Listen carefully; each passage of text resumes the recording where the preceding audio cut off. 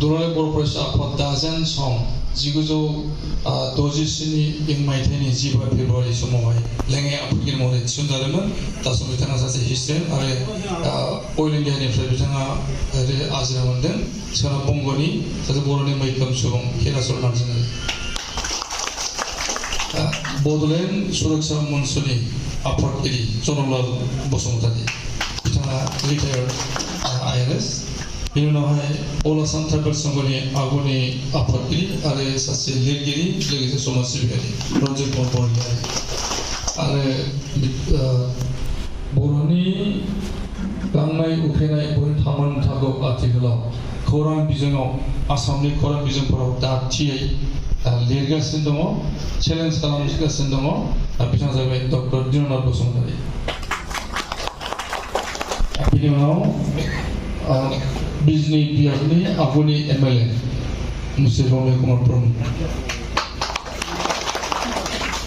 BSc नि आगु समनि EM आरो दा बे समनि जोंनि दिनैनि हांख्रायनाय मेलनि हांख्रायगिरि गजेन हाज'वारि बिथाङा उदालगुरि डिस्ट्रिक्ट सिजन फरामनि आफादगिरि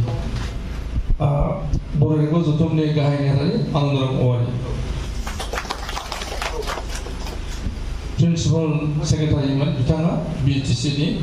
दा समाव बिथाङा आजिरा मोनबाय रबिनसन मोसाहारि BTC नि एजुकेसननि डाइरेक्टरमोन बिथाङा आजिरा मोनबाय बिथाङा जोंजों लोगोसे दा दङ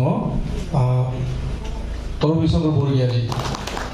बिथाङाबो आगु समाव लिरगिरिमोन उन समाव दा समाज सिबिनो सिगांबोगासिनो दङ बेनिफ्राय आइजो आफादनि आगुनि दैदेनगिरि लोगोसे BPF नि गोख्रों मावथिमोन आरो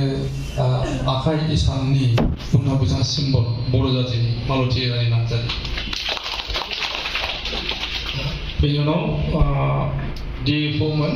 आरो बिथाङा बर' थुनलाइजों जोबोद सोमोन्दो गोनां मतिलाल बसुमतारी बेनिफ्राय सोनाब बंग बर' समाजनि आफादगिरि नवीन चन्द्र मण्डल आरो सासे DFO सन्तोष कुमार बसुमतारी ना DFO मोन आगुनि आरो दहाय सिनायखाबाय दा जोंनि गाहाय हांख्रायगिरिया सिनायथिबाय सुकाचार्य बसुमतारीखौ आरो सासे सिनायथि होनांगौ दङ बिथाङा दुलाराय बर' फरायसा आफादनि बड'लेण्ड आन्दलन खालामनाय समावहाय 1987 मायथाइ समावहाय बिथाङा केसियारमोन एबसुनि आरो बिनि गासै मेनेजमेन्ट मिशनारि आरो दिनैनि समनि हांख्रायगिरि लोगोसे बड'लेण्ड दुलाराय सुरक्षा मन्चनि वर्किं प्रेसिडेन्ट दाउन देख्रेब नार्जारि बहा दं गोजोननाय मोनदों आरो गोबांसार बेवहाय गावबुरा आफादनि आफादगिरि दङ बेखौ बिथांखौ नुनो मोनोमोन दहाय बिथांखौ जौसां फारसे फैनो खावलायगोन धजेन्द्र ब्रह्मना आगोलाव फैदो गावबुरा आफादनि आफादगिरि बिथांमोननि मददखौ जोङो नांगौ हिसाबै जाबाय आरो बेखिनिजोंनो दिनैनि बे जौसाङाव थानाय गेदेमा मलिसिनि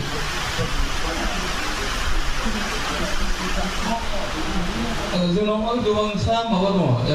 खौरां बिजोंनि बिथांमोन दंफैयो जों बिथां गुबुना फैगोन नामा आरो जोंनि अनलि कनभेनर दुबानि आफादगिरि बिथांखौबो सिनायथि होनो खावलायदों दसरा बसुमतारी बिथाङा एकदम दङ उनथिंनो बिथाङा बानायगासिनो थिग दं दा आरो उन समाव फैबाय थागोन बनसुनि आफादगिरि बन्दित बसुमतारीया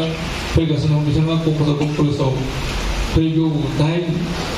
आगस्ट खालि दिल्लीयाव थांनायनि माबा खामानि मावगासिनो दं बुंनाया फैगासिनो दं नोंथांमोनखौ मोनगोन आंनि सानावहाय दिनै बे सिनायथि होनांगौ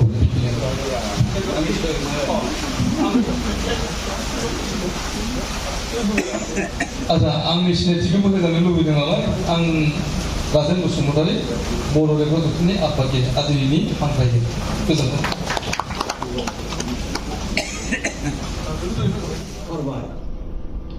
बिनि उनाव बिनांगौ जेबो गैला बेबायदि होननानै लिरना लाबोनायनि जाहोनाव जोंनि बर' हारिया जोबस्रांनायनि लामायाव दिनै आगान सुरोमोन गिलु बालु खैफोदाव बांग्रि हाग्रा हारिखौ जोख्लायनाय जाबाय आरो 5,000सो नोंनि आंनि बर' बिदा फंबाय बिब' बिनानावफोर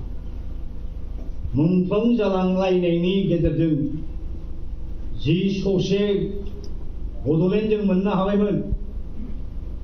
भारत संबिजिरनि 6थि शेड्युल 6 नि आन्दाराव जायखौ बुंनाय जादोंमोन Bodoland territorial area district tribal area constitution recognise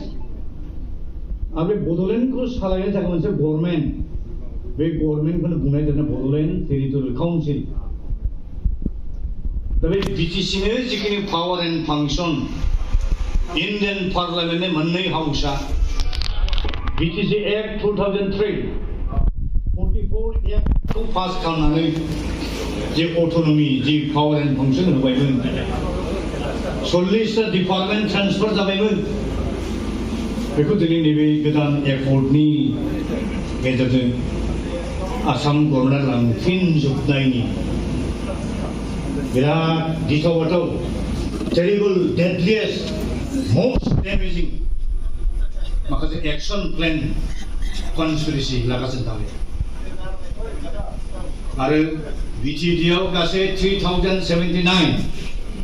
गामि अलरेडि हाबखाजोब्बायमोन 95 गामि आरो मोनसे न' दंमोन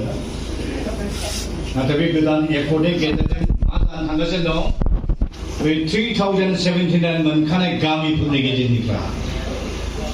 जों खोनानो मोनदों 1000निफ्राय 1200 खानसो गामि दानजानो हागौ आरो बेखौ दाननो थाखाय बाउन्डारि कमिसन मोनसे फज'बाय सानजाहा सनितपुर बिश्वनाथ जिल्ला लखिमपुर जिल्ला सरियासिमनि खोथाथ' बारो बे बिथिं संकसेन पार्टिनि गेजेराव जिखिनि एरिया हाबखानाय सानजानाथ' हाबनायनि कुइसनानो गैखाया एमअएसआव जि दङ लिरनाय दा बेफोर जाबाय जोंनि थाखाय बिराद गिथाव बाथाव मोनसे खैफोद जाबाय दा जों बे खैफोद आफोदनिफ्राय बारग'नो थाखायनो जों राहा मोनथारियाव पिआइएल मोनसे केस सुप्रिम कर्टआव हैदों नाथाय सुप्रिम कर्टनि सासे जाजआ जोंखौ एडभाइस होदों बे केसखौ नोंथांमोननि आसाम रायजोनि गुवाहाटी हाइकर्टआबो बिसार खालामना होनो हायो नोंथांमोनखौ जों थांग्रो होनना बुंनायखाय जों गुवाहाटी हाइकर्टआव पिआइएलखौ होफैनाय जाहैबाय बे एक्सेप्टेबल जाबाय खेबब्रैसो अलरेडि हियारिं जाखांबाय दा आगस्टनि फैगौ 22 तारिखआव आरो बुंबाय दा रायजो राजा नोंसोर माबोरै सिखावबोनो दा नोंसोर जाथि बुथारनो खामानि मावगासिनो दंब्ला रायजोआ बोरै माने नोंसोरखौ बोरै सापर्ट मा टाइम हरगोन दिनै बिथांमोना बुंबावदों बिथांमोननि जिथु सोमावसारनो लानाय बेखौ रायजोफोरा दा फोथाय दा गनाय सापर्ट दा खालामहोनबावदों रायजोफोरा बुजिगासिनो दं रायजोफोरा बुजिगोन दा बिसोरहा उफाय गैया जादों दा दिनै बिटिआर सुक्ति खालामनायनि उनाव बे बड'लेण्ड रायजो नांला होनना लिरनायनि उनाव बिसोरहा दा उफाय गैया जादों दा बिसोरो दा होबथाग्रा जानानै जुदि आवगायोब्ला बिसोरहा मा उफाय दं दा जोंनाव साननांगौआ बेनो रायजो राजाफ्रा साननांगौआ बेनो दिनै जे जोंखौ बड'लेण्ड रायजो गिनायखौ होबथाग्रा होनब्ला दा जोंनि माखासे एबसुनि सेंग्राफोर दा होबथागोन दा गिनांगौआ बिसोर जादों बिसोर गभर्नमेन्टनि एजेन्ट जानानै बिसोर मावगोन दा गभर्नमेन्टआ जोंखौ थोनो बेखौ मावगोन दा ओंखायनो जोङो रायजोफ्रा साबधान जा जाहाथे बिसोरनि माने बुंनायाव जों जाहाथे रावबो गोजाव नाङा दिनै बर' जाथिया बिराद जोङो गोदाव सोराव जाबाय बर' जाथिया गोबां हालाय हाफाय जाबाय बर' जाथिया गावनि अधिकारखौ मोनसे खोमाना लाबाय जोंहा जा दंमोन बेबो जोबलांगासिनो दं आलाय सिलाय जागासिनो दं बर' हारिया बे आलाय सिलाय बर' जाथिखौ जों जुदि बुथुमफिननानै जुदि ज' खालामफिननानै जोंनि अधिकारखौ जों मोननो थाखाय जुदि नांफिनलायाबा जों उफाय गैया दा बे खेत्रआव दिनै एबसुनि सेंग्राफ्रा दिनै खोरोमदाव औवारिमोन बायदि मानसिया जुदि दिनै रायजो राजाखौ बुङोब्ला रायजो राजा बिसोरनि खोथाखौ मानिनाङा होनब्ला नोंसोर बेसेबां सानसे थगायबाय थानोलाय रायजो नोंसोर बेसेबां फोलाबाय थानो थगायनोथ' सानसेल'सो हागोन नोंसोर थगायनो नों हमजागोन ना मिसा खोथा बुंब्ला खेबसे बुंनो हायो खिन्थु उनावथ' नों हानाय नङा सैथोआ मा जिनिस बेखौ रायजोफ्रा बुजियो आरो जेब्ला सैथोजोंनो आवगायनो हाया सैथोजों जेब्ला नों लामा सुरा नों गाब्र'गोन नों माने हमजागोन रायजो राजा हमजागोन दा दिनै फरायसाफोरा दिनै गाब्र'गासिनो दं रायजो राजाजों माने हमजागासिनो दं दा बे हिसाबै दा बिसोर बुंनाया दिनै माने अजुक्ति जागासिनो दं नङै खोथाखौ बिसोर बुंगासिनो दं दा रायजो राजा बिसोर फोथाया दा जोंखौ दिनै बयबो लुबैदों आरोखि गोदानै बे गोदान मोनसे संग्राम लाबोफिनोबा जाथिखौ मोजाङै दाफिनलायाबा उफाय गैया दा जों बेखौ बयबो लुबैदों आरो जा मोनसे बिसास दं मोनसे दिनै गोसोआव मोनसे माने बोलो फैदों जा गोसोआव बोलो फैदों बिसिबां आगोलनि जोंनि बड'लेण्डनि सोमावसारग्रा मानसिफोर दिनै बिसोर बुजिजोब्बाय गासिबो आरो इसिबां माने मेक्सिमाम एन्टिबेटिक जादों दा दिनै बिसोरनि जादों सेन्टिमेन्ट बिसोरो स्ट्रंसिन जादों दिनै माने सेन्टिमेन्टआ बिसोरना खरासिन जादों गोरासिन जादों मानो गोरा जादों जे जों जे खोमाना लाबाय मोनफा जेब्ला गावनि मोनखानायखौ जेब्ला खोमाना लायो अब्ला बिनि माने बिग्रायनाया बांसिन जायो बिनि खुद्रिनाया बांसिन जायो दा दिनै बर'फोरनि गेजेराव खुद्रिनाया बांसिन जादों मानो जादों जे दिनै बर'फ्रा गावनि अधिकारखौ खोमाना लादों जों दिनै मोनखानाय जिनिसजों दिनै बिटिसिनि जायनाखि पावार दंमोन जायखि जों माने थि खेबजों जौगानो लादोंमोन बेखौ दिनै खोमाना लादों जों दिनै मोनफा मोनफा खोमालांगासिनो दं दिनै मोनफा मोनफा गथ'नि सेया लांगासिनो दं बे रायजो राजाफोरनि गेजेराव जातिनि सेन्टिमेन्टआ दिनै स्ट्रंसिन जादों खुद्रिनाय बयबो फैदों गोरासिन जादों जों दा बेखायनो गोरासिन मोनदों दा बयबो खुगा जों खोनायो मा जाबावनो जाथिया मा जाबावनो हारिया बेबायदि मोनसे साननाय बयबो फैदों दा ओंखायनो जों दिनै बयखौबो खावलायदों रायजो राजाफोरखौबो रायजोफोर जोंहा दा माने सोरनिबा खोथा बुंनायाव जों आन्दायनाय बे सम नङा टाइम नङा बे सोरबा मानसिया जोंखौ थगायनाय बे माने अधिकारसा गैया जोंहाबो रावहाबो अधिकार गैया बे जाम्बा जाम्बि आइ आफा गोरिब गुन्द्रा जाम्बा जाम्बिखौ थगायनाय जोंहाबो अधिकार गैया रावहाबो अधिकार गैया जातिनि आफाद नाम लानानै जाति सिबिनाय आफाद नाम लानानै जातिखौ बुथारनाय खामानि मावनाय रावहाबो अधिकार गैया बे खोरोमदाव औवारिफोरा अधिकार गैया बे दिफेन बर'फोरा अधिकार गैया आं दिनै बेखौ रायजो राजाखौ स्पष्ट बुंनो लुबैयो आरोखि दा बिसोर थगायबाय थायो बिसोरो जातिखौ माने बिफदाव खोलैनो थाखाय बिसोर खालामगासिनो दं नंखायखौ बिसोरो जातिनि खोथा बुंनाय जादों खिन्थु जातिनि इस्यु जातिनि समस्या बिसोर मोनसे मावाखै दा जों ओंखायनो दिनै रायजो राजाखौ बयखौबो खावलायदों अनुरद खालामदों दिनै जे जों जे दानाखि बड'लेण्ड रायजोनि थाखाय ओंखारदों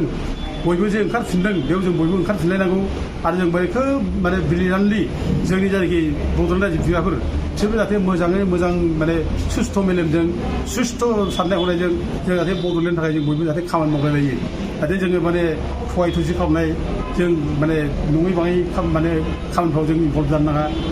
रायजो राजाखौ नोङो माने मिसगाइड खालामनाङा जों बेजों जों बयबो जाहाथे आवगायलाङो बयबो जाहाथे दैदेनो आं बे दैदेनगिरिखौबो आं बेखौ खावलायो दिनैनि समाव नोंथांमोना जिथु खुंनो लानाय